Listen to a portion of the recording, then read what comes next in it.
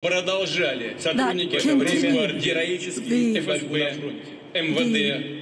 working for the Interior Ministry, the Defense Minister, the soldiers and officers, the real defenders of the nation, who worked together, and they did not flinch and continued with honor to carry out their military duty.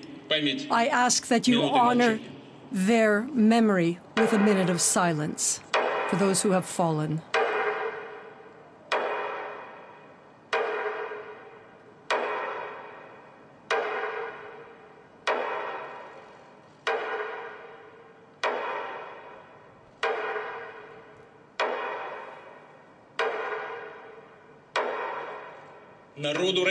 The people of Russia and the troops who have sworn to their duty have shown their responsibility for the fate of our country and its future.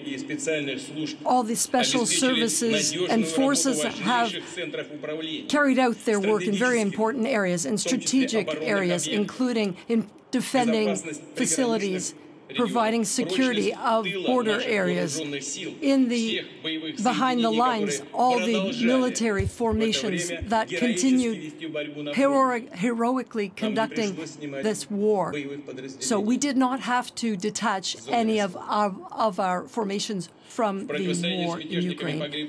And we have had some of our servicemen, some pilots who died.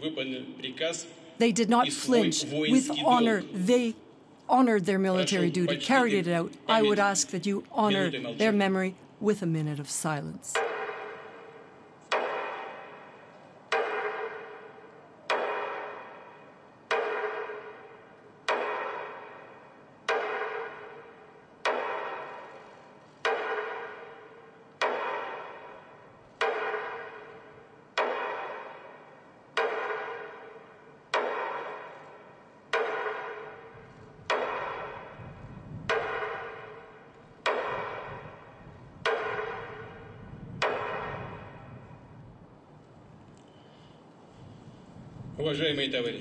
Distinguished comrades, resolution and courage and consolidation of all of Russia's society has played a decisive role in stabilizing the situation.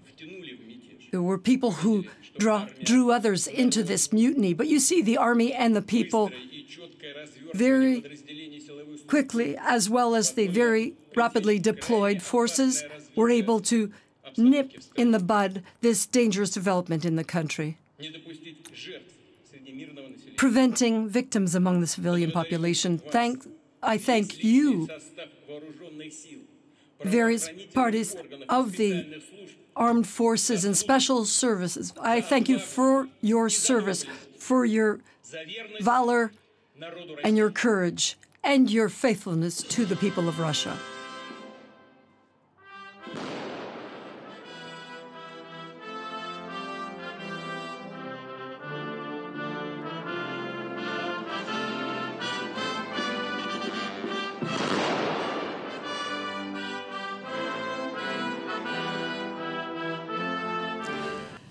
We've just been listening there to a translation of a speech that Vladimir Putin, the Russian president, has just given to senior military defence and security officials there in Moscow in front of the Kremlin.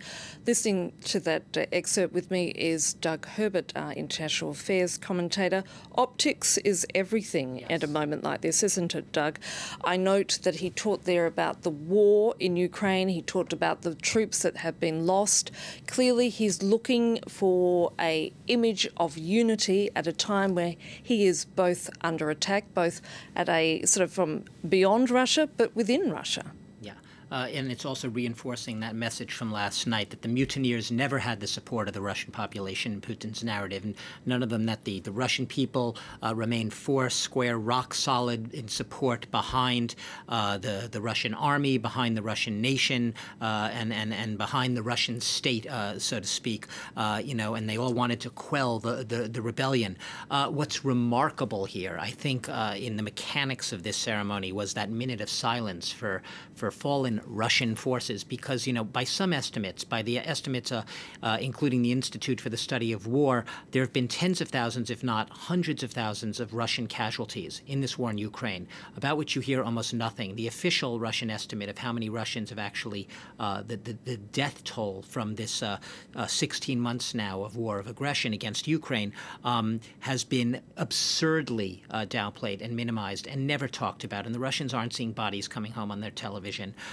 So the very fact that Putin has chosen right now to pay homage to fallen troops without specifying how many were killed. We had heard some Russian military bloggers put the number of 13 Russian fighters who were killed, their aircraft, their helicopters shot down by Prigozhin's forces.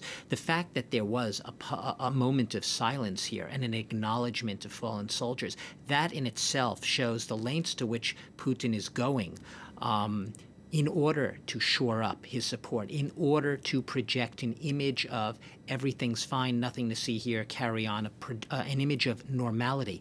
I will note that according to the initial reports I had, this speech, and you might raise an eyebrow at this, Annette, was not shown live on Russian television. And I suspect you'd say, well, why wouldn't it be shown live on Russian television? The Russian president is addressing the nation. Last night it was carried live.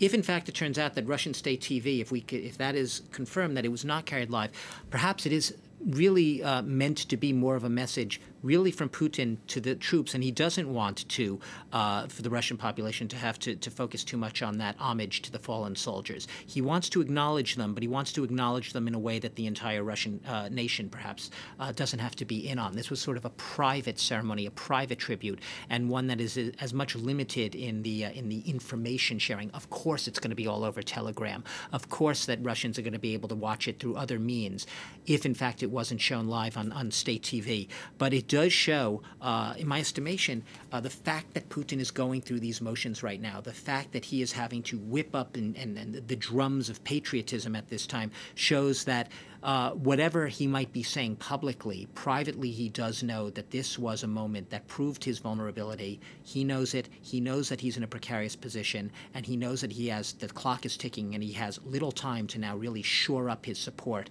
and project that image of Russians before people around him could perhaps start to make those calculations. How weak is he? Should we move against him? You mentioned there that there are reports that it wasn't broadcast live on Russian domestic TVs. So therefore, is it not also for the international audience?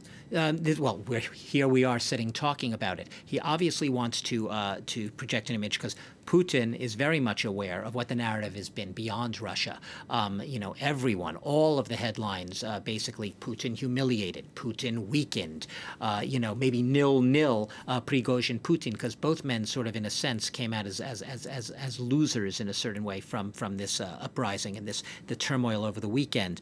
But I do think he's trying to send a message, especially to the West at a time we're 2 weeks ahead of a crucial NATO gathering in Vilnius, at which they're supposed to, talk about and raise the question of how to best support Ukraine if they're unable right now in the near future immediately to take it in as a NATO member. They've sort of signaled that's not going to happen. How can they help Ukraine? How can they shore up support? We have the U.S. today about to announce another package of $500 million in support to Ukraine. We have Germany, which announced yesterday that it is going to be upping substantially its personnel and troop presence in Lithuania, a NATO member, from several hundred right now, I believe just over 400 to 4,000. Putin's very much aware of this narrative right now, that perhaps this is a time where the West is hunkering down, trying to support Ukraine more than ever, and at the same time, he wants to fight back by showing that don't count me out too fast. I'm still very much here. I'm still very much in power. Watch everyone rallying behind me, surrounding the fences behind me. Putin isn't going quietly into the night. Doug Herbert, thank you for that.